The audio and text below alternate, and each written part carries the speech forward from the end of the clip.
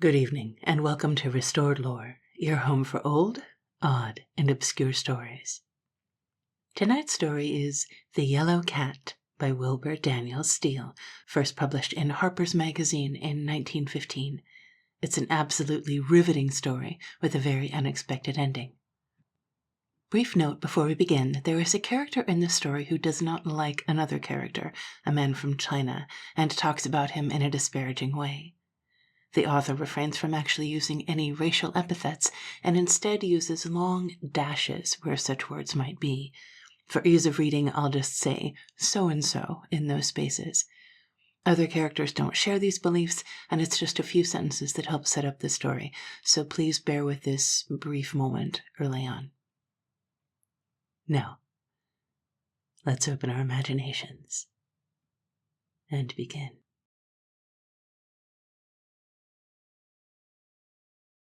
At least once in my life I have had the good fortune to board a deserted vessel at sea. I say good fortune because it has left me the memory of a singular impression. I have felt a ghost of the same thing 2 or 3 times since then, when peeping through the doorway of an abandoned house. Now that vessel was not dead. She was a good vessel, a sound vessel, even a handsome vessel, in her blunt-bowed coastwise way. She sailed under 4 lowers across as blue and glittering a sea as I have ever known, and there was not a point in her sailing that one could lay a finger upon as wrong. And yet, passing that schooner at 2 miles, one knew, somehow, that no hand was on her wheel. Sometimes I can imagine a vessel, stricken like that, moving over the empty spaces of the sea, carrying it off quite well were it not for that indefinable suggestion of a stagger. And I can think of all those ocean gods in whom no landsman will ever believe, looking at one another and tapping their foreheads with just the shadow of a smile. I wonder if they all scream, those ships that have lost their souls. Mine screamed. We heard her voice, like nothing I have ever heard before, when we rode under her counter to read her name, the Marionette it was, of Halifax. I remember how it made me shiver, there in the full blaze of the sun, to hear her going on so, railing and screaming in that stark fashion. And I remember, too, how our footsteps, pattering through the vacant internals in search of that haggard utterance, made me think of the footsteps of hurrying warders roused in the night. And we found a parrot in a cage. That was all. It wanted water. We gave it water and went away to look things over, keeping pretty close together, all of us. In the quarters the table was set for 4. 2 men had begun to eat, by the evidence of the plates. Nowhere in the vessel was there any sign of disorder, except one sea chest broken out, evidently in haste. Her papers were gone, and the stern davits were empty. That is how the case stood that day, and that is how it has stood to this. I saw this same Marionette a week later, tied up to a Hoboken dock, where she awaited news from her owners, but even there, in the midst of all the waterfront bustle, I could not get rid of the feeling that she was still very far away, in a sort of shippish otherworld. The thing happens now and then. Sometimes 6 years will go by without a solitary wanderer of this sort crossing the ocean paths. And then in a single season perhaps several of them will turn up, vacant waifs, impassive and mysterious, a quarter column of tidings tucked away on the 2nd page of the evening paper. That is where I read the story about the Abbey Rose. I recollect how painfully awkward and out of place it looked there, cramped between ruled black edges and smelling of landsman's ink, this thing that had to do essentially with air and vast colored spaces. I forget the exact words of the heading, something like "Abandoned Craft Picked Up at Sea," but I still have the clipping itself, couched in the formal patter of the marine news writer. "The first hint of another mystery of the sea came in today when the schooner Abbey Rose dropped anchor in the upper river, manned only by a crew of 1. It appears that the outbound freighter Mercury sighted the Abbey Rose off Block Island on Thursday last, acting in a suspicious manner. A boat party sent aboard found the schooner in perfect order and condition, sailing under 4 lower sails, the topsails being pursed up to the mastheads, but not stowed. With the exception of a yellow cat, the vessel was found to be utterly deserted, although her small boat still hung in the davits. No evidences of disorder were visible in any part of the craft. The dishes were washed up, the stove in the galley was still slightly warm to the touch, everything in its proper place with the exception of the vessel's papers, which were not to be found. All indications being for fair weather, Captain Romer of the Mercury detailed 2 of his company to bring the find back to this port, a distance of 115 miles. The only man available with the knowledge of the fore and aft rig was Stewart McCord, the second engineer. A seaman by the name of Bjornson was sent with him. McCord arrived this noon, after a very heavy voyage of 5 days, reporting that Bjornson had fallen overboard while shaking out the fore topsail. McCord himself showed evidence of the hardship he has passed through, being almost a nervous wreck. Stewart McCord. Yes, Stewart McCord would have a knowledge of the fore and aft rig, or of almost anything else concerned with the affairs of the sea. It happened that I used to know this fellow. I'd even been quite chummy with him in the old days, that is, to the extent of drinking too many beers with him in certain hot country ports. I remembered him as a stolid and deliberate sort of person, with an amazing hodgepodge of learning, a stamp collection, and a theory about the effects of tropical sunshine on the Caucasian race, to which I have listened half of more than one night, stretched out naked on a freighter's deck. He had not impressed me as a fellow who would be bothered by his nerves. And there was another thing about the story which struck me as rather queer. Perhaps it is a relic of my seafaring days, but I have always been a conscientious reader of the weather reports, and I could remember no weather in the past week sufficient to shake a man out of a top, especially a man by the name of Bjornson, a thoroughgoing seafaring name.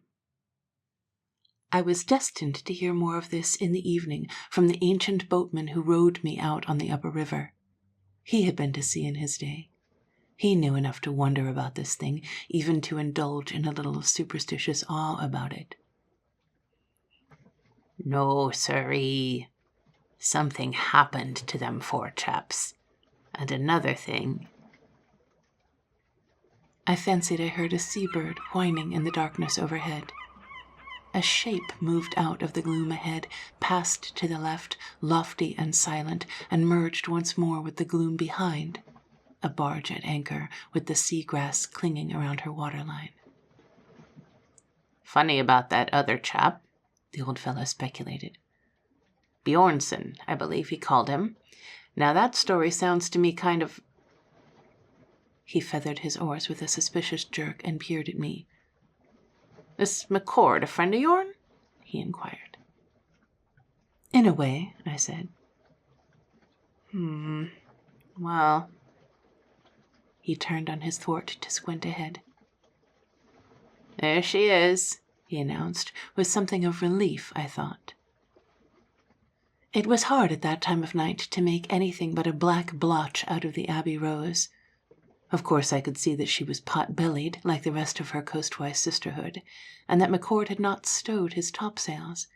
I could make them out, pursed at the mastheads and hanging down as far as the crosstrees, like huge, overripe pears. Then I recollected that he had found them so, probably had not touched them since. A queer way to leave tops, it seemed to me. I could see also the glowing tip of a cigar floating restlessly along the further rail. I called, McCord! Oh, McCord! The spark came swimming across the deck. Hello? Hello there, There was a note of querulous uneasiness there that somehow jarred with my remembrance of this man. Ridgway, I explained. He echoed the name uncertainly, still with that suggestion of peevishness, hanging over the rail and peering down at us. Oh, by gracious, he exclaimed abruptly. I am glad to see you, Ridgway. I had a boatman coming out before this, but I guess he'll be along. By gracious, I am glad. I'll not keep you, I told the gnome, putting the money in his palm and reaching for the rail. McCord lent me a hand on my wrist. Then, when I stood squarely on the deck beside him, he appeared to forget my presence, leaning forward heavily on the rail, and squinted after my waning boatman. "Ahoy, boat!" he called out sharply, shielding his lips with his hands. His violence seemed to bring him out of the blank, for he fell immediately to puffing strongly at his cigar and explaining in rather a shamefaced way that he was beginning to think his own boatman had passed him up. "Come in and have a nip," he urged with an abrupt heartiness, clapping me on the shoulder. "So you've—" I did not say what I had intended. I was thinking that in the old days McCord had made rather a fetish of touching nothing stronger than beer. Neither had he been of the shoulder-clapping sort. "So you've got something aboard?" I shifted. "Dead men's liquor," he chuckled. It gave me a queer feeling in the pit of my stomach to hear him. I began to wish I had not come, but there was nothing for it now but to follow him into the after-house. The cabin itself might have been 9 feet square, with 3 bunks occupying the port side. To the right opened the master's stateroom, and a door in the forward bulkhead led to the galley. I took in these features at a casual glance. Then, hardly knowing why I did it, I began to examine them with greater care. "Have you a match?" I asked. My voice sounded very small, as though something unheard of had happened to all the air. "Smoke?" he asked. "I'll get you a cigar." "No." I took the proffered match, scratched it on the side of the galley door, and passed out. There seemed to be 1,000 hands there, throwing my match back at me from every wall of the box-like compartment. Even McCord's eyes in the doorway were large and round and shining. He probably thought me crazy. Perhaps I was a little.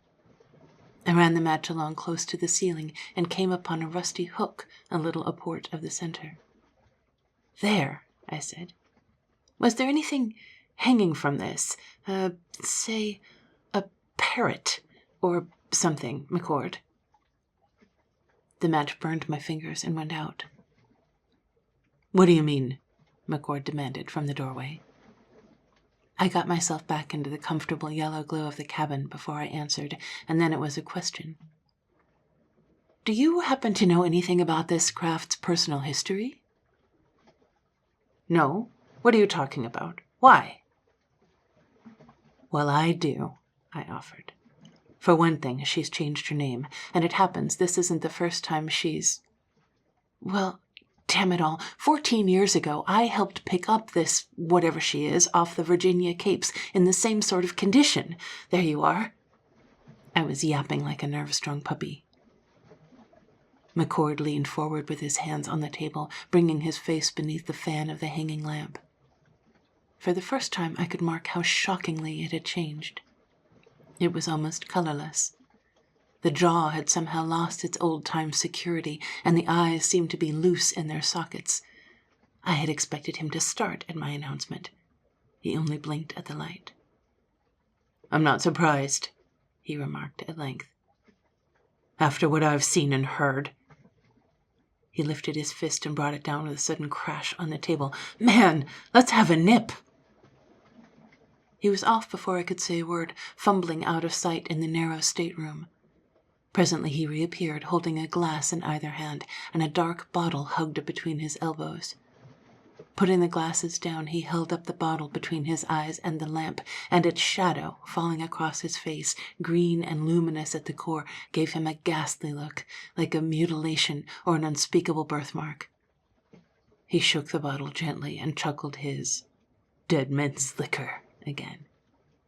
Then he poured 2 half-glasses of the clear gin, swallowed his portion, and sat down. "A parrot," he mused, a little of the liquor's color creeping into his cheeks. "No. This time it was a cat, Ridgeway, a yellow cat. She was—" "Was?" I caught him up. "What's happened? What's become of her?" "Vanished. Evaporated. I haven't seen her since the night before last, when I caught her trying to lower the boat." "Stop it." It was I who banged the table now, without any of the reserve of decency. "McCord, you're drunk. Drunk, I tell you. A cat. Let a cat throw you off your head like this. She's probably hiding out below this minute on affairs of her own." "Hiding?" He regarded me for a moment with the queer superiority of the damned. "I guess you don't realize how many times I've been over this hulk from decks to keelson with a mallet and a foot rule." "Or fallen overboard," I shifted with less assurance. "Like this fellow Bjornson. By the way, McCord—" I stopped there on account of the look on his eyes. He reached out, poured himself a shot, swallowed it, and got up to shuffle about the confined quarters. I watched their restless circuit, my friend and his jumping shadow. He stopped and bent forward to examine a Sunday supplement chromo tacked on the wall, and the two heads drew together as though there was something to whisper. Of a sudden I seemed to hear the old gnome croaking, "Now that story sounds to me kind of—" McCord straightened up and turned to face me. "What do you know about Bjornson?" he demanded. "Well, only what they had you saying in the papers," I told him. "Pshaw!" He snapped his fingers, tossing the affair aside. "I found her log," he announced in quite another voice. "You did, eh? I judged from what I read in the paper that there wasn't a sign." No, I happened on this the other night, under the mattress in there." He jerked his head toward the stateroom. "Wait." I heard him knocking things over in the dark and mumbling at them. After a moment he came out and threw on the table a long, cloth-covered ledger of the common commercial sort. It lay open at about the middle, showing close script running indiscriminately across the column ruling. "When I said log," he went on, "I guess I was going it a little strong.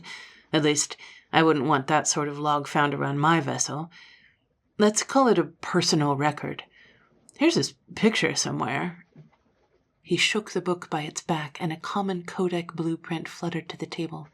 It was the likeness of a solid man with a paunch, a huge square beard, small squinting eyes, and a bald head. "What do you make of him? A writing chap?" "From the nose down," I estimated. "From the nose up, he will tend to his business if you will tend to yours, strictly." McCord slapped his thigh. "By gracious, that's the fellow. He hates the Chinaman. He knows as well as anything he ought not to put down in black and white how intolerably he hates the Chinaman, and yet he must sneak off to his cubbyhole and suck his pencil, and how is it Stevenson has it? The agony of composition, you remember. Can you imagine the fellow, Ridgway, bundling down here with the fever on him?" "About the Chinaman?" I broke in. "I think you said something about a Chinaman?" "Yes, the cook he must have been. I gather he wasn't the master's pick, by the reading matter here.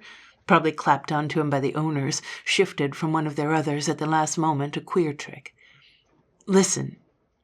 He picked up the book and, running over the pages with a selective thumb, read, "August 2nd, first part, moderate southwesterly breeze, and so forth. But here he comes to it. Anything can happen to a man at sea, even a funeral. In special to a Chinaman who is of no account to social welfare, being a barbarian as I look at it. Something of a philosopher, you see. And did you get the reserve in that, even a funeral? An artist, I tell you. But wait, let me catch him a bit wilder. Here. I'll get that mustard-colored so-and-so. This is back a couple of days. Never can hear the so-and-so coming in them carpet slippers. Turned round and found him standing right to my back this morning. Could have stuck a knife in me easy. Look here, says I, and fetched him a tap on the ear that'll make him walk louder next time, I warrant. Could have stuck a knife into me easy. A clear case of moral funk, I should say. Can you imagine the fellow, Ridgway? Oh, yes. I was ready with a phrase of my own. A man handicapped with an imagination. You see, he can't quite understand this barbarian who has him beaten by about 30 centuries of civilization, and his imagination has to have something to chew on, something to hit, a tap on the ear. My gracious, that's the ticket, McCord pounded on his knee. And now we've got another chap going to pieces. Peters, he calls him. Refuses to eat dinner on August the 3rd, claiming he caught the man making passes over the chowder pot with his thumb. Can you believe it, Ridgway? In this very cabin here. Then he went on with a suggestion of haste, as though he had somehow made a slip. Well, at any rate, the disease seems to be catching. Next day it's Bach, the second seaman, who begins to feel the gaff. Listen. Back he comes to me tonight, complaining he's being watched. He claims the so-and-so has got the evil eye, says he can see you through a 2-inch bulkhead and the like. The Chinaman's laying in his bunk, turned the other way. Why don't you go aboard of him, says I. The Dutcher says nothing, but goes over to his own bunk and feels under the straw. When he comes back, he's looking queer. By God, says he, the devil has swiped my gun. Now, if that's true, there's going to be hell to pay in this vessel very quick. I figure I'm still master of this vessel. The evil eye, I grunted. Conscience has gone wrong there somewhere. Not altogether, Ridgway.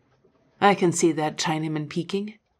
Now, just figure yourself, say, 8,000 miles from home, out on the water alone with a crowd of heathen fanatics crazy from fright, looking around for guns and so on. Don't you believe you'd keep an eye around the corners, kind of? I bet he was taking it all in, lying there in his bunk, turned the other way. Huh. I pity the poor cuss. Well, there's only one more entry after that. He's good and mad. Here. Now, by God, this is the end. My gun's gone, too, right from under lock and key, by God. I've been talking with Bach this morning. Not to let on, I had him in to clean my lamp. There's more ways than one, he says, and so do I. McCord closed the book and dropped it on the table.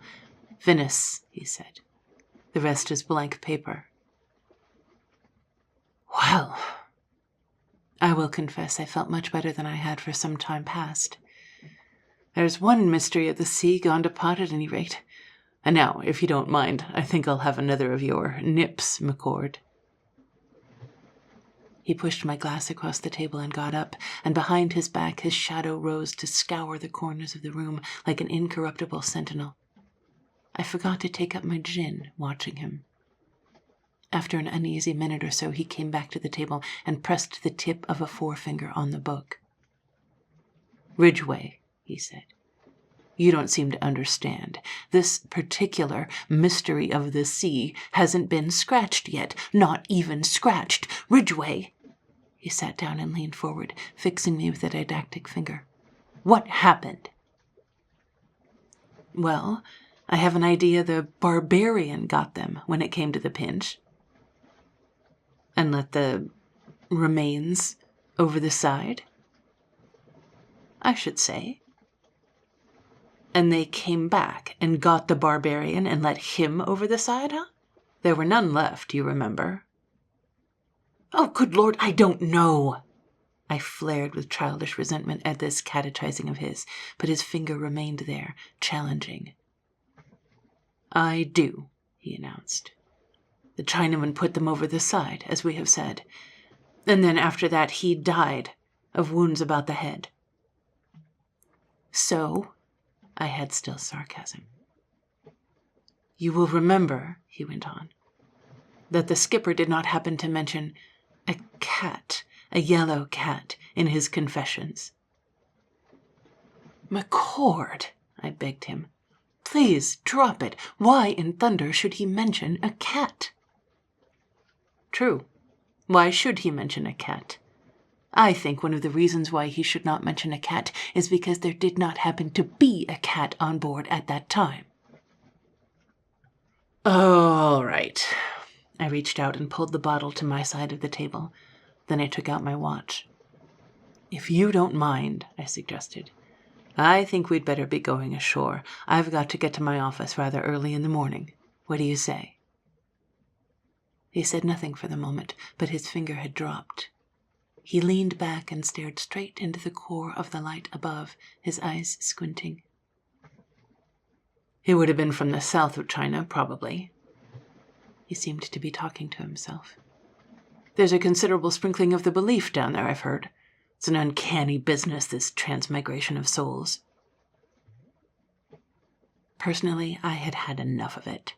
McCord's fingers came groping across the table for the bottle. I picked it up hastily and let it go through the open companionway, where it died with a faint gurgle out somewhere on the river. "Now," I said to him, shaking the vagrant wrist, "either you come ashore with me, or you go in there and get under the blankets. You're drunk, McCord. Drunk. Do you hear me?" "Ridgway," he pronounced, bringing his eyes down to me and speaking very slowly. "You're a fool if you can't see better than that.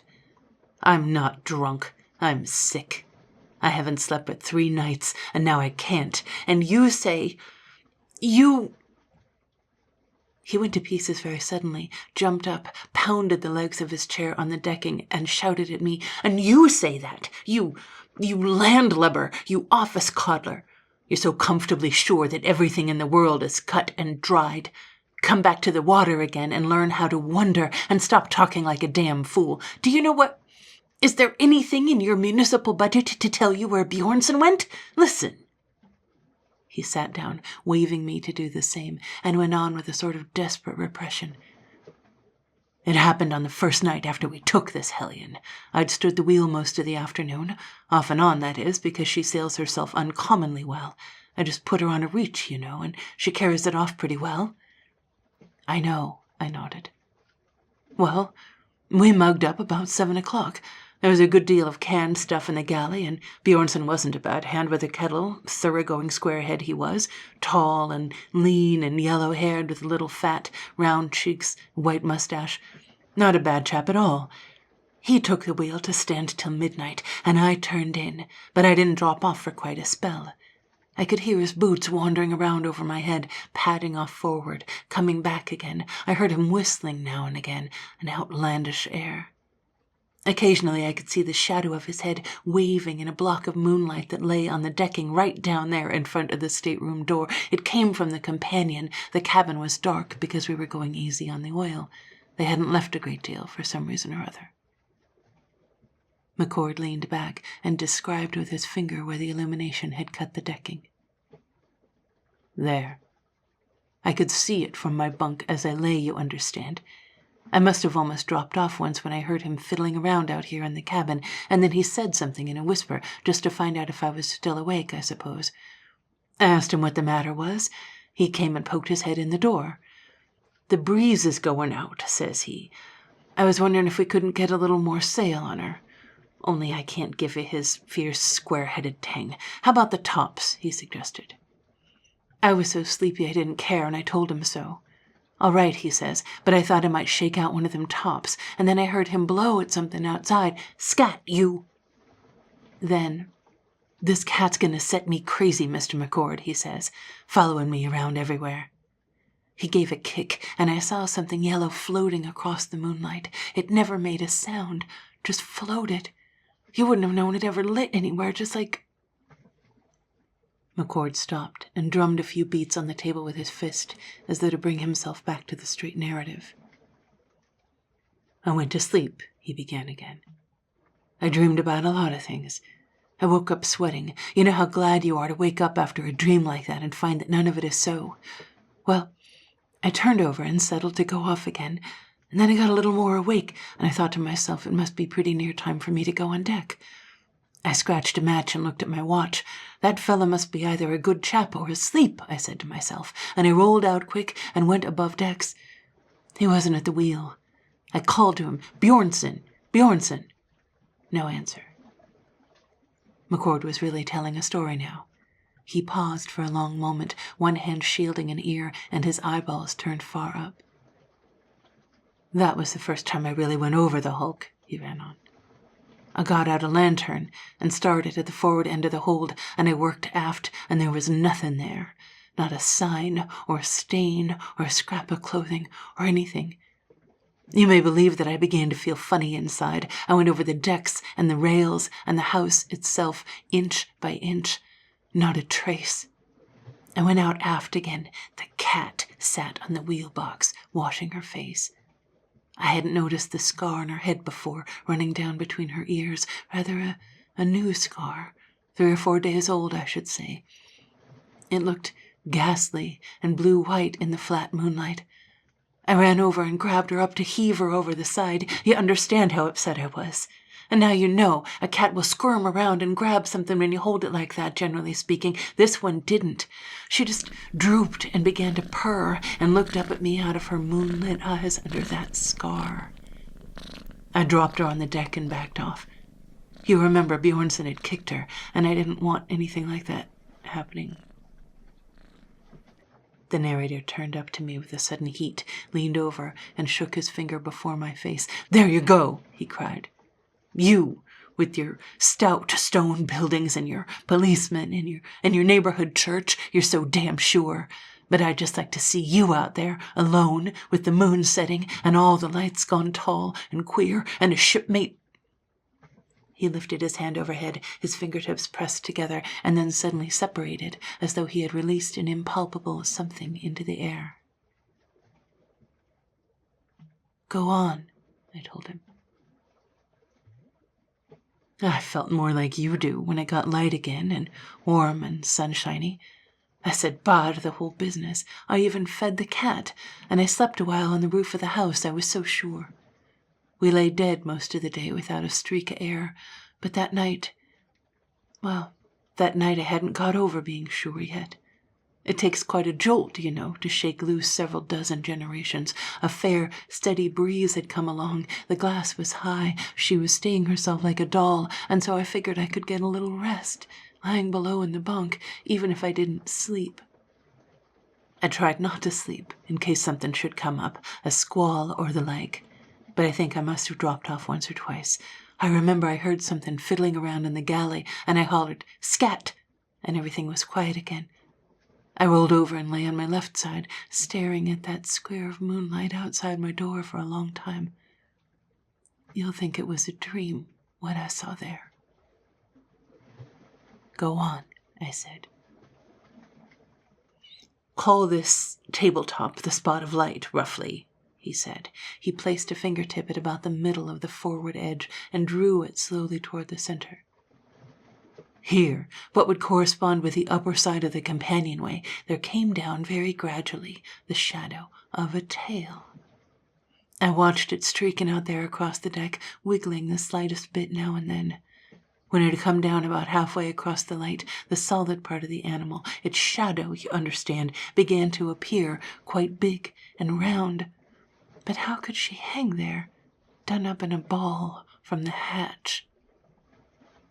He shifted his finger back to the edge of the table and puddled it around to signify the shadowed body.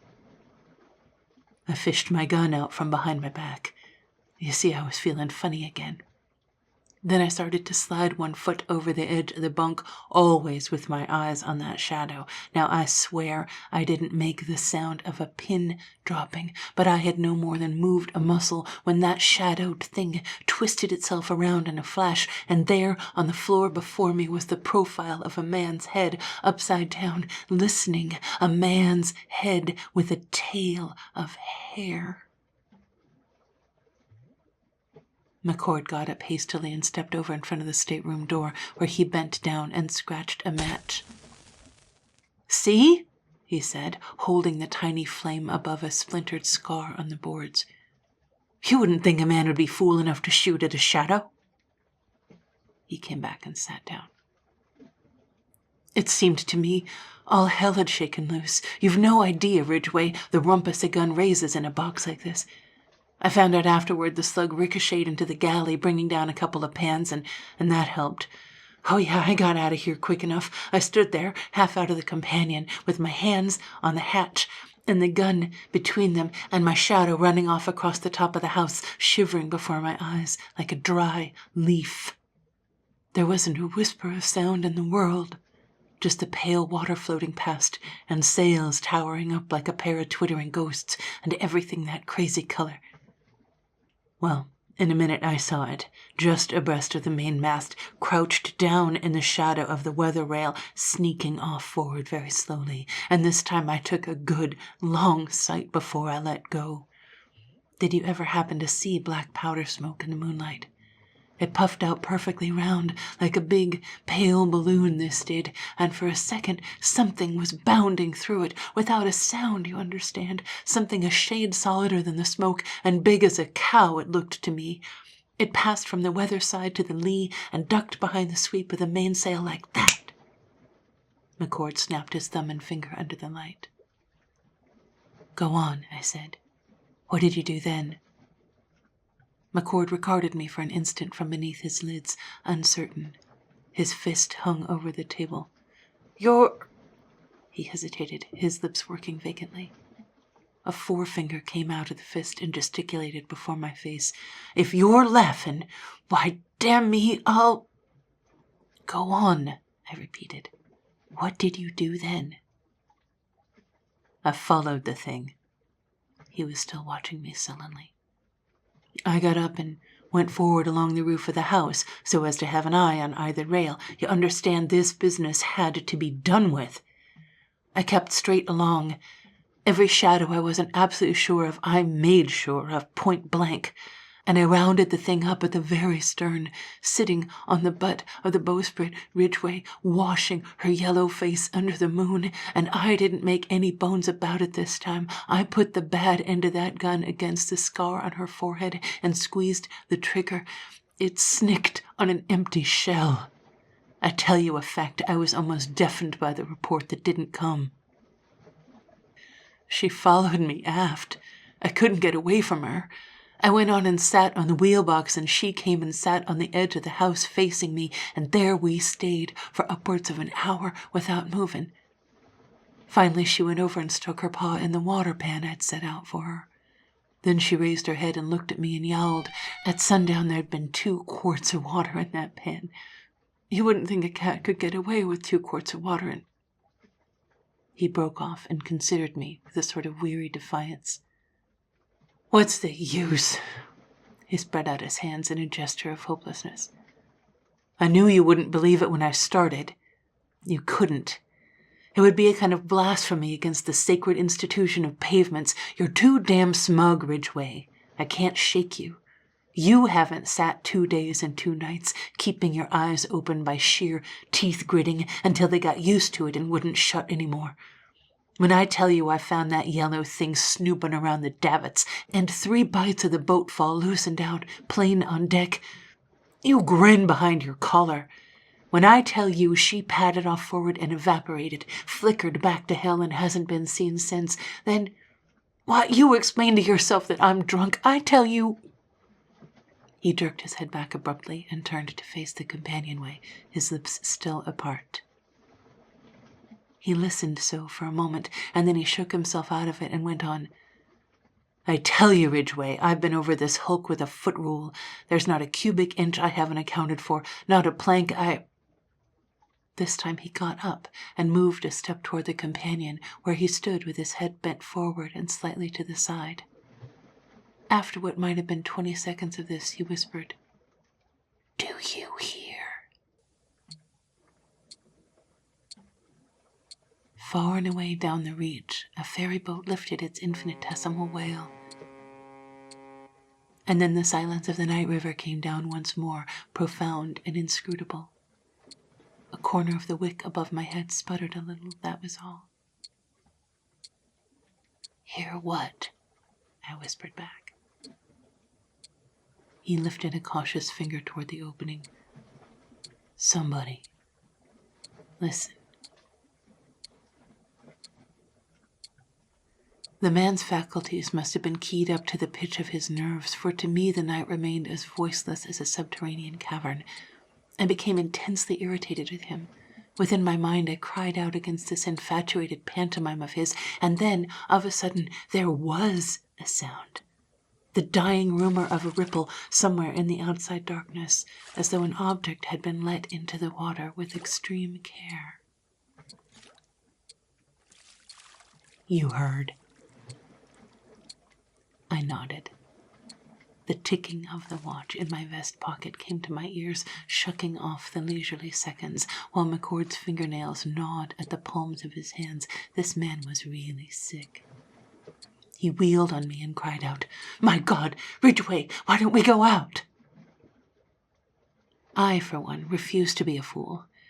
I passed him and climbed out of the opening. He followed far enough to lean his elbows on the hatch, his feet and legs still within the secure glow of the cabin.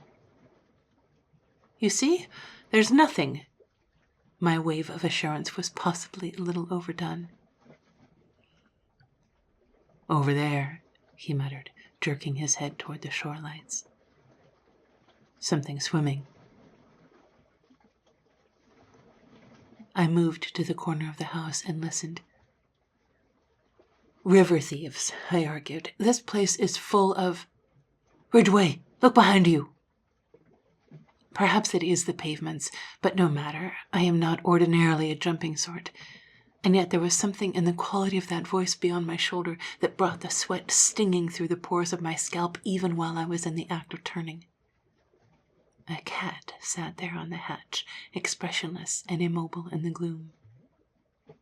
I didn't say anything. I turned and went below. McCord was there already, standing on the further side of the table. After a moment or so, the cat followed and sat on her haunches at the foot of the ladder and stared at us without winking. "I think she wants something to eat," I said to McCord. He lit a lantern and went out into the galley. Returning with a chunk of salt beef, he threw it into the further corner. The cat went over and began to tear at it, her muscles playing with convulsive shadow lines under the sagging yellow hide. And now it was she who listened to something beyond the reach of even McCord's faculties, her neck stiff and her ears flattened. I looked at McCord and found him brooding at the animal with a sort of listless malevolence. "Quick, she has kittens somewhere about." I shook his elbow sharply. "When she starts, now—" "You don't seem to understand," he mumbled. "It wouldn't be any use." She had turned now and was making for the ladder with the soundless agility of her race. I grasped McCord's wrist and dragged him after me, the lantern banging against his knees. When we came up, the cat was already amidships, a scarcely discernible shadow at the margin of our lantern's ring. She stopped and looked back at us with her luminous eyes, appeared to hesitate, uneasy at our pursuit of her, shifted here and there with quick, soft bounds, and stopped to fawn with her back arched at the foot of the mast. Then she was off with amazing suddenness into the shadows forward. "Lively now!" I yelled at McCord. He came pounding along behind me, still pretending that it was of no use. Abreast of the foremast, I took the lantern from him to hold above my head. "You see?" he complained, peering here and there over the illuminated deck. "I tell you, Ridgway, this thing—" But my eyes were in another quarter, and I slapped him on the shoulder. An engineer to the core," I cried at him. "Look aloft, man!" Our quarry was almost to the crosstrees, clambering up the shrouds with a smartness no sailor has ever come to, her yellow body, cut by the moving shadows of the ratlines, a queer sight against the mat of the night. McCord closed his mouth and opened it again for 2 words: "By gracious!" The following instant he had the lantern and was after her. I watched him go up above my head, a ponderous, swaying climber into the sky, come to the crosstrees, and squat there with his knees clamped around the mast. The clear star of the lantern shot this way and that for a moment, and then it disappeared, and in its place there sprang out a bag of yellow light, like a fire balloon at anchor in the heavens. I could see the shadows of his head and hands moving monstrously over the inner surface of the sail, and muffled exclamations without meaning came down to me. After a moment he drew out his head and called, "All right, they're here. Heads there below." I ducked at his warning, and something spanked on the planking a yard from my feet. I stepped over to the vague blur on deck and picked up a slipper.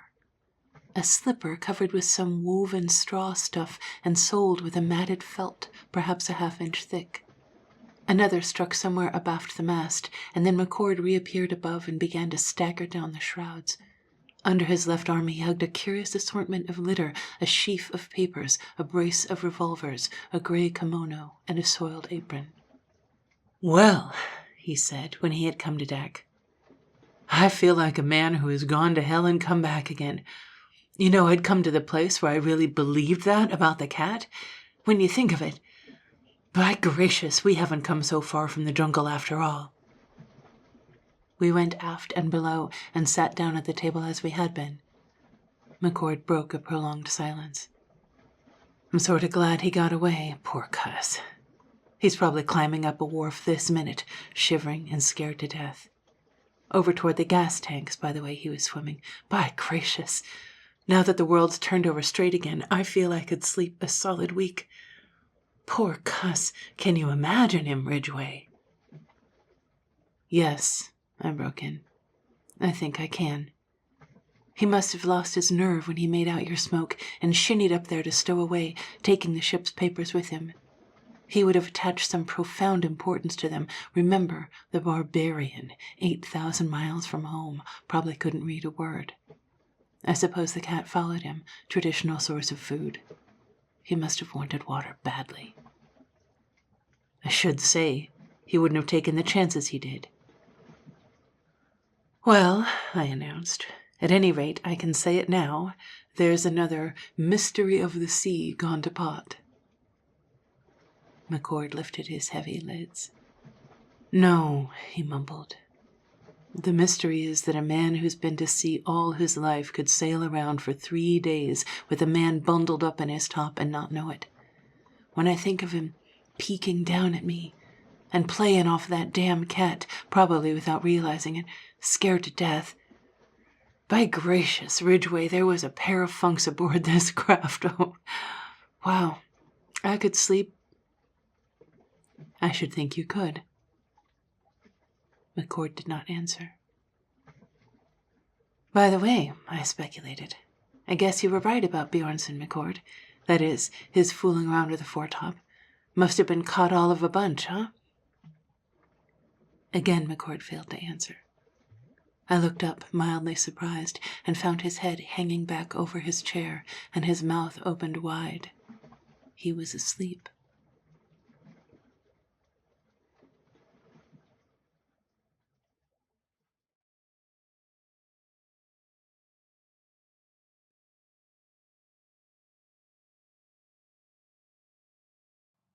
Oh, isn't that a great story?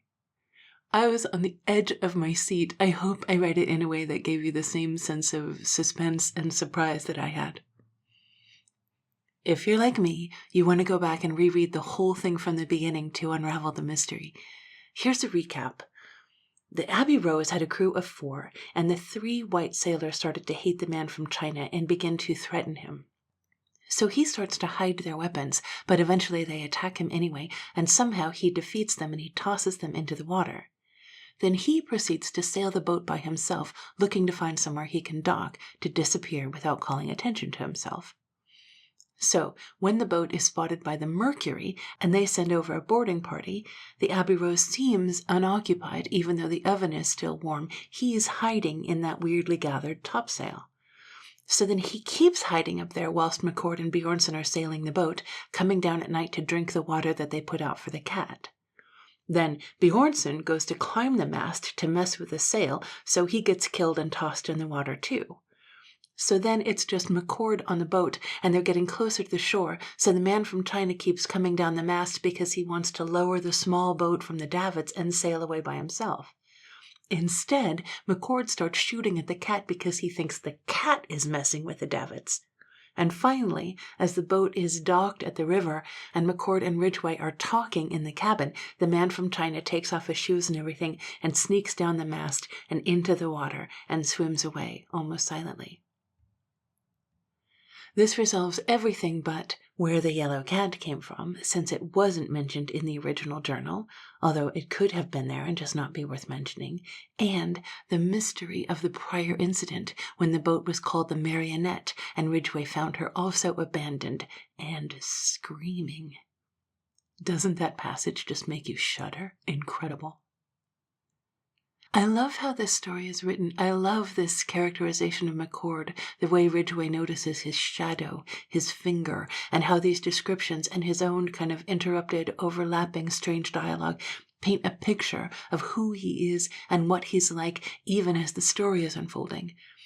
I also love how the two of them envision and describe all the rest of the characters to each other, completing their portraits and describing their motivations. It's such a cool literary device. I did, of course, modify some of the language used about people from China, partly because, of course, I didn't want to upset or offend anyone, and partly because it's the kind of thing that will get your video and your channel in trouble on YouTube, and partly because, of course, it's not necessary. We all get the picture, and skipping 2 or 3 words doesn't harm the narrative. I'm very aware that it's not appropriate for a privileged person to tell other people what they should and should not be offended by, and that puts me in a very delicate position around this whole story. The word Chinaman itself is a slur, but it seems to me like a very mild one, and it helps us understand what's happening in the journal. And also, all the characters at some point are referred to by their national origins. The topic of race comes up over and over again in the story. It's applied to almost everyone. And then I learned that apparently the term squarehead is a derisive term for Germanic or Nordic people, and it's especially offensive towards Swedes. But I had never heard that before in my life. And I thought that maybe such a sort of obscure and old-fashioned term wouldn't offend modern people from Sweden. I asked some of my Danish friends, I don't know any Swedish people well enough to ask, and they thought that it meant an insult, like stupid, but they didn't know that it was a racial term, and they didn't think it would especially bother anyone today. Apparently, back in the 1900s, when the US was going through a huge wave of immigration, they had slurs and stereotypes for literally everyone. It's kind of weird how overlooked and obscure Wilbur Daniel Steele is today. He had a very long life, but a relatively short writing career. He did almost all of his writing between 1915 and 1935. During that time, he was hugely popular. He earned all kinds of awards and critical acclaim. He was called one of the great American short story writers, the master of the short story. He enjoyed a resurgence in popularity from the mid-40s to the mid-50s because during that time a bunch of his works were collected and republished in books. But he doesn't seem to have gained the enduring reputation I think he deserves. He only died in 1970 at the age of 86. I've only read 2 of his stories so far, but I love them, and it's exactly the type of discovery that I love to make on this channel. If you listen all the way to the end of the video, you get to hear me make a little confession. Although the confessions have gotten a bit long and rambly lately rather than being little. Tonight's confession is that I am a weird, restless sleeper. I've always had a terrible time going to bed or reconciling myself to going to bed, and so I've never in my whole life been able to establish a bedtime routine. Like, I think normal people put on pajamas and they brush their teeth and they put on their night cream or whatever it is they do. But I tend to just keep doing whatever it is I'm doing, often goofing around online or I'm working on a project until I just literally fall asleep in my clothes. Then I wake up a half hour later and I debate with myself about whether I want to change my clothes or, back when I used to have a normal living room, whether I want to relocate to the bed. However, as you already know, getting up and changing your clothes or switching locations just wakes you up completely, and then I'm laying in bed in my night clothes, wide awake and staring at the ceiling for hours. It's much more efficient to just stay where I am and fall asleep again. That means that if I'm going to do anything at all before bed, like brush my teeth or put on some skincare products or whatever, I have to do it hours before I'm sleepy. Like, if I don't do that stuff at 9 o'clock when I think of it, there's no way I'm going to do it at midnight when I'm actually falling asleep. And I share all of this backstory because, and this is the real confession, right now I'm wearing the clothes I wore yesterday and I slept in last night. But now that I think about it, I think I might have also worn them the day before and slept in them the night before. I know I live alone and I work for myself and the days kind of run into each other, but that's a bit much even for me, so it's definitely time to freshen up. If you need a bit of a refresh, or if you just like old and overlooked stories, you're in the right place. Subscribe to the channel and choose notifications so you never miss a story. Please also drop me a like or a comment below and tell me about your sleeping habits. Finally, if you want to support the channel even further, consider buying me a book using the link in the description below. Thank you so much for your support, and I will see you in a few days.